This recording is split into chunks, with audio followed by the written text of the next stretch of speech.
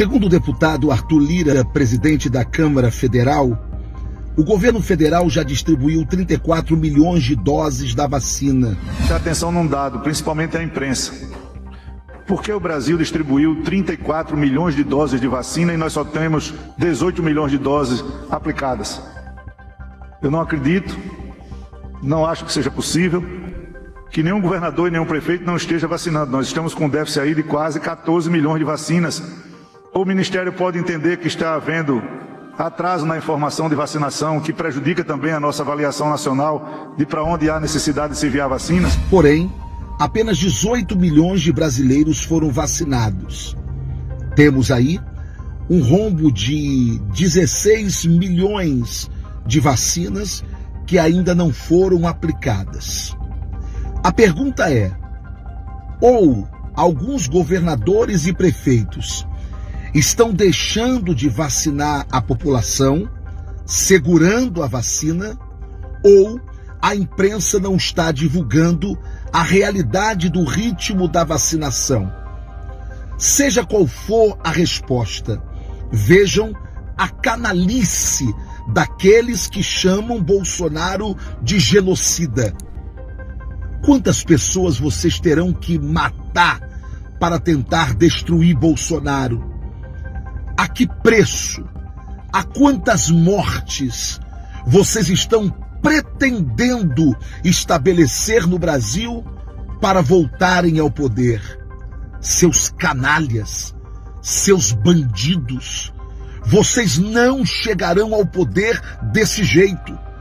Deus está contabilizando cada uma dessas mortes e vai cobrar essas mortes de vocês. O que os ratos e as ratazanas estão falando pelas redes sociais?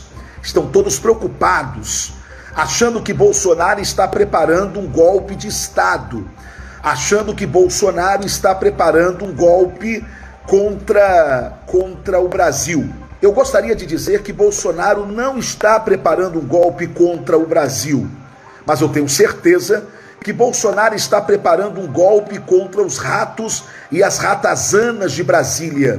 Sim, esta movimentação do presidente Bolsonaro é a prova de que o presidente entendeu que está em guerra. Entendeu, portanto, que precisa agir. Agir mexendo peças fundamentais, a começar pelo Ministério da Defesa. O presidente da República, que é o chefe supremo das Forças Armadas, não pode ter como ministro da Defesa quem não entende o que é o artigo 142, quem se comporta como subserviente, não à lei, não à Constituição, não ao chefe supremo das Forças Armadas, mas se comporta como se fosse subserviente aos interesses dos ratos e das ratazanas, que em nome da democracia, que em nome das instituições, em nome do equilíbrio entre as instituições, maqueiam o que eles querem, o golpe. Sim, eles falam sobre o golpe de Bolsonaro, mas não falam sobre o golpe do Centrão. Não falam sobre o golpe que eles querem dar no Brasil.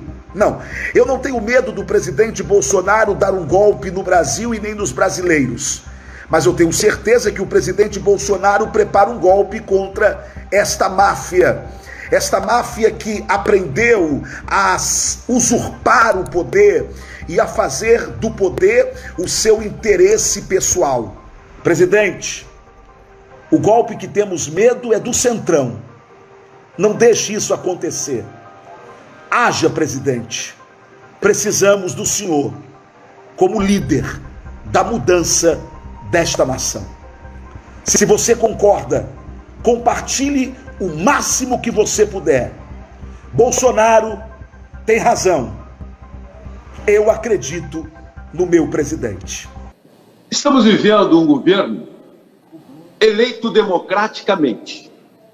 Bolsonaro eleito em 2 turnos, segundo turno com quase 58 milhões de votos. Isto não é democracia. Aí vem falar em ditadura e em golpe de Estado. Pensa em meio segundo. Quem foi eleito democraticamente e vai querer dar um golpe de Estado contra ele mesmo? Não tem fundamento, não tem lógica. Pense em meio segundo e parem com esse argumento. Me surpreendeu que antes de mim falou uma deputada do Partido Comunista do Brasil, que tem como ídolo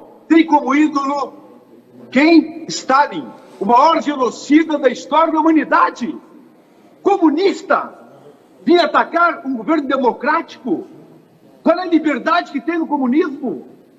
Olha a opressão que existe, número de mortos, vindo um comunista do Partido Comunista do Brasil, aqui, perante mim, pelo menos, falar em democracia, falar em golpe militar, falar em ditadura. Não existe nada pior do que o comunismo. Cerceia toda a liberdade de expressão e vem aqui sem ao menos ficar rosa na sua face, tentar falar contra o governo democrático. Como eu dizia no início do meu mandato, estão querendo me dizer que o poste é que urina no cachorro? O que é isso? É o mínimo de lógica. Eu sou um democrata. Eu fui eleito deputado para respeitar a Constituição. E em momento algum eu vi o governo Bolsonaro desrespeitar a Constituição. E se desrespeitar, eu me levantarei contra. Eu sou um democrata. Eu quero que cumpra, gente, cumpra ao extremo a Constituição. Jamais apoiei qualquer fala. Veste STF, veste Congresso. Eu sou democrata. Democrata contra qualquer tipo de golpe militar. Jamais. Agora vira uma comunista do Partido Comunista do Brasil, que tem como ídolo Stalin, vir aqui falar em golpe militar, em ditadura. Não existe nada pior que o comunismo. Certamente essa deputada não sabe o que quer dizer comunismo, e muito menos ela sabe quem foi Stalin. Respeite, porque queiram ou não, Bolsonaro é um democrata.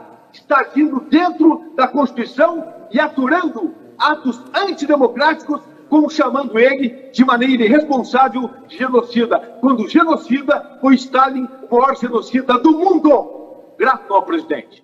Eu quero chamar a atenção aqui dos colegas parlamentares e da sociedade brasileira para um estudo científico publicado em dezembro de 2020, portanto, há pouquíssimo tempo, no European Journal of Clinical Investigation. Estudo acadêmico de pesquisadores da Universidade de Stanford, 4 pesquisadores, Iran Ben-David, Christopher Oh, Jay Bhattacharya e John Ioannidis. Esta pesquisa acadêmica, senhor presidente, demonstrou, por meio de estudos comparativos em 10 países, e nesses 10 países, 51 regiões, que apesar de sim, e é preciso frisar isso, o distanciamento social ser importante e medidas restritivas serem de forma coordenada aplicadas, os países que tiveram mais restrições às atividades econômicas não obtiveram, em comparação aos países que tiveram menos restrições, um ganho no combate ao coronavírus em diminuição de número de casos. Portanto, senhor presidente, esse estudo, que trata de 8 países que tiveram medidas mais restritivas, Estados Unidos, França, Alemanha, Espanha, Irã, Itália, Holanda, Inglaterra, comparado com outros 2, Suécia e Coreia do Sul, demonstra claramente que as medidas que estão sendo tomadas de forma arbitrária e exagerada em muitos estados e municípios brasileiros não têm marginalmente um efeito melhor do que medidas menos restritivas. Distanciamento social, sim. Utilização de álcool gel, sim. Respeito a protocolos, sim. Mas o próprio estudo menciona os efeitos adversos por medidas restritivas demais, como aumento da fome, aumento da dependência química, o aumento de doenças que não estão relacionadas ao Covid e que acabam não tendo tratamento, violência doméstica e outros problemas mais que hoje nós estamos enfrentando. Por isso, senhor presidente, eu fico indignado quando vejo que há uma divisão no país entre aqueles que dizem defender a vida e, portanto, todos devem ficar em casa, e também aqueles que dizem defender a economia e que pode ser feita aglomeração o tempo todo. Não, senhor presidente, temos que ter bom senso, ter a defesa da vida nos dois lados. Tanto a vida na área da saúde contra o coronavírus e contra outras doenças, como também a vida na área econômica para impedir que o nosso povo morra de fome. Portanto, senhor presidente, esse estudo, quero chamar a atenção de todos os que estão acompanhando este pronunciamento, precisa ser mais divulgado, senhor presidente. Até porque a maior parte dos ótimos efeitos que nós tivemos em países mundo afora foi por meio da conscientização das pessoas de que o distanciamento social tem que sim ocorrer, que as medidas sanitárias sim devem ser respeitadas, mas não por meio da imposição. E os maiores problemas que hoje nós vemos no nosso país são os transportes públicos lotados, são os hospitais superlotados, tudo consequência das péssimas administrações. Isso para não falar das medidas restritivas abusivas, como lá no Rio Grande do Sul, onde o governador Eduardo Leite impede, inclusive, as pessoas de comprarem o que quiserem nos supermercados, colocando lonas sobre produtos tidos como não essenciais. Um absurdo, senhor presidente. A que nível de arbitrariedade nós estamos chegando? É por isso que vimos, inclusive em alguns lugares, a desobediência civil. Pessoas abrindo seus negócios para não morrer de fome. Precisamos ter bom senso, senhor presidente. Defesa da vida, sim, sempre. Na saúde contra o coronavírus e outras doenças. E na economia para que ninguém morra de fome. Obrigado, senhor presidente.